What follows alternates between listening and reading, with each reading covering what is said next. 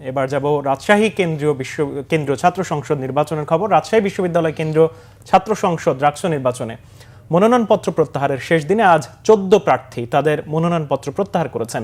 এর মধ্যে একজন ভিপি ও 2জন জিএস প্রার্থী রয়েছে। আগামীকাল ঘোষণা করা হবে চূড়ান্ত প্রার্থী তালিকা।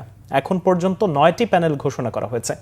এর মধ্যে ছাত্রদল ও ছাত্র শিবির ছাড়া কোনো ছাত্র সংগঠন বা স্বতন্ত্র প্যানেলই পূর্ণাঙ্গ প্যানেল ঘোষণা করতে পারেনি। এদিকে বিকেলে রাজশাহী বিশ্ববিদ্যালয় ক্যাম্পাসে সংবাদ সম্মেলন করেছে রাজশাহী বিশ্ববিদ্যালয়ের ছাত্রদল, রাকসু ফর র্যাডিক্যাল চেঞ্জ, সর্বজনীন শিক্ষার্থী জোট, অবাধ, সুষ্ঠু ও গ্রহণযোগ্য রাকসু নির্বাচন বাস্তবায়নে এই যৌথ সংবাদ সম্মেলন করা হয়। সংবাদ সম্মেলন থেকে 12টি দাবি উত্থাপন করেন রাকসু ফর র্যাডিক্যাল চেঞ্জ প্যানেলের ভিপি প্রার্থী মেহেদী মারুফ। অন্যদিকে ছাত্রদলের সাংগঠনিক সম্পাদক মিঠু মনোনয়নপত্র প্রত্যাহার করে সংবাদ সম্মেলন করেছেন।